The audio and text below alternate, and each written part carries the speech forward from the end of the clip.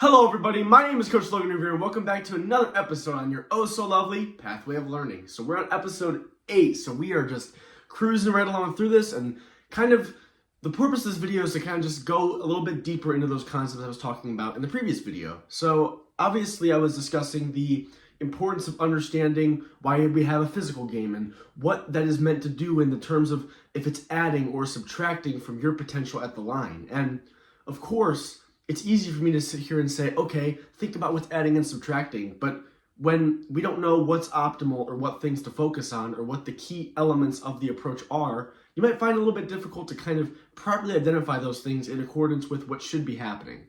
And don't think that this problem is uncommon. This is an extremely common problem. So in this video, I'm going to discuss what I deem are the most key elements of your approach, so you can kind of break down the things that you think may be strengths or weaknesses or opportunities for growth based off of those elements. So it makes it a little bit easier for you to categorize the things you need to work on moving forward. So I know I've used a bunch of different analogies throughout the entire course of this pathway of learning thus far, and I'm going to throw yet another analogy at you, because even though this is something we can see, it kind of makes it a little bit easier if we kind of have something to base it off of still. Now, something I like to think about is shooting. Now, obviously, rolling a bowling ball has nothing to do with shooting, but to any concept, the purpose of them is to ensure the utmost amount of accuracy on a target that is, when you really think about it, quite small. So with this being said, if we can think about different fundamentals of shooting and how those can relate to bowling, which I will explain here, this will help you kind of understand what is optimal and what isn't before I even start to dive into these elements in the next videos. So the way this will work is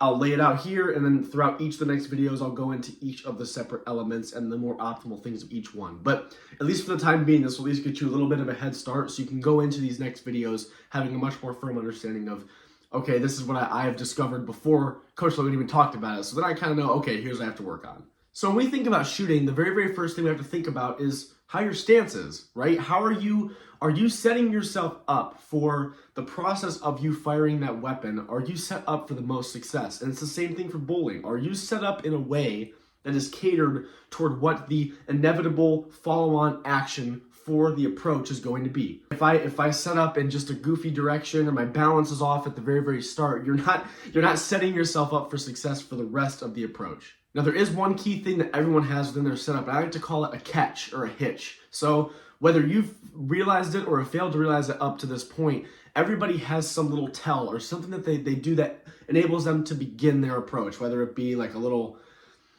jiggle of the ball, you may have like a blink your eyes, a breathing technique, something to some capacity is enabling you every time to begin your approach. So identify what that is and see if that is fitting toward how you like to, again, go up on the next parts of your approach. All right, so now that we set ourselves up for our shot we're going to take, what's the next thing? Well, it's going to be the mechanics. Are you gripping the weapon the right way? Are you aiming the weapon the right way? Which for us is how your gait and your swing are in relation to each other.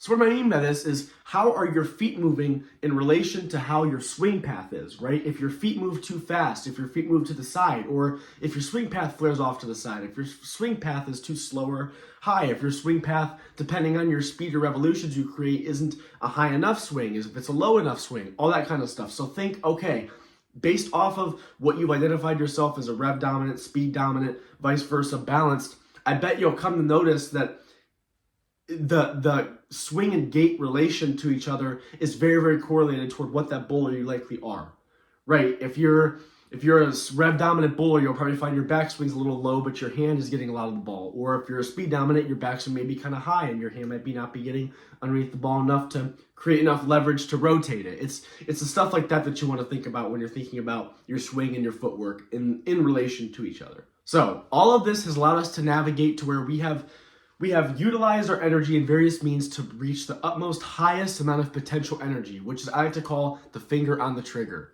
So at this point, we have set ourselves up, we have begun our approach using our swing mechanics and our gait mechanics, and now the ball is at the peak of wherever your backswing is, and this is when you are at the highest amount of potential energy. You have done, everything you have done has allowed you to create potential energy via kinetic energy going into potential energy. So at this point, your finger's on the trigger and you are as close as you can be to unloading that weapon system or rolling the bowling ball. Now that we have our finger on the trigger, there's only one thing left to do, and that's to squeeze it. So the squeeze is you converting all that potential energy you've created in your bowling release into kinetic. That's you beginning to follow through. This is the release portion and everything such as that.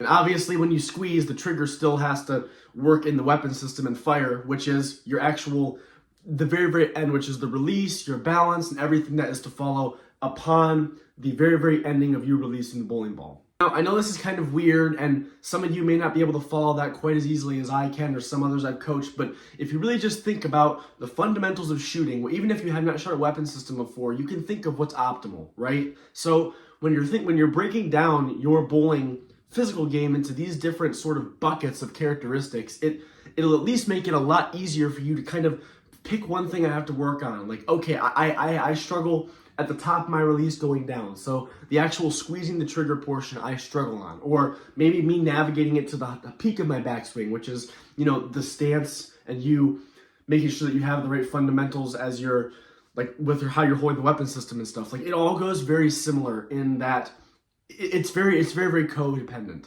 Now, obviously, when you're shooting, there isn't a lot of different, like, flows of energy going through different body systems because, I mean, sure there is, like, you have to stand up or kneel or whatever, but there is obviously way more movement in bowling than there is within shooting. So in the last episode, I was obviously talking about trying to identify if something is adding or taking away. So obviously do that, but you also have to think, is the energy flow from one of those buckets into the next one, is that proper, right? The whole bottom line with us in bowling here is how we're managing our energy effectively and how we're moving the kinetic into the potential into the kinetic, and vice versa. How are we managing our energy in a way that makes sense? So think about how your flow of energy is. Think about how the energy from your leg goes into your hip, goes into your chest, goes into your shoulder, goes into your arm, goes into your wrist, goes into everything else, right? Because everything is codependent on something else. If you have an issue in something prior when it comes to the flow of energy and how the components of your approach break down, you'll find it very difficult to be set up for success in the next part because you've mismanaged that energy earlier on in your release.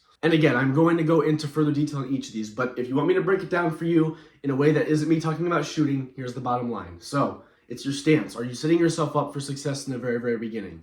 Then after you've set up, it's what is triggering you to go, or what your catch is. What makes you go? Does that feed into how the next part of your approach will look? After you've conducted your stance, you'll then go into your swing and gait relation mechanics. How is your walking in relation to your swing path? Is your swing path on your target? Is your feet in alignment with your target? Does your feet go at a speed that your arm goes? From this point, we have navigated into the highest part of the potential energy, which is where your finger is on the trigger, like to speak. So in this instance, this is where you have navigated all of your energy. It is now potential. This is you at the peak of your backswing, so to speak. Then from this portion is your follow-through mechanics. So how are you turning that now potential energy back into kinetic? How is your actual swing, the finality of your swing?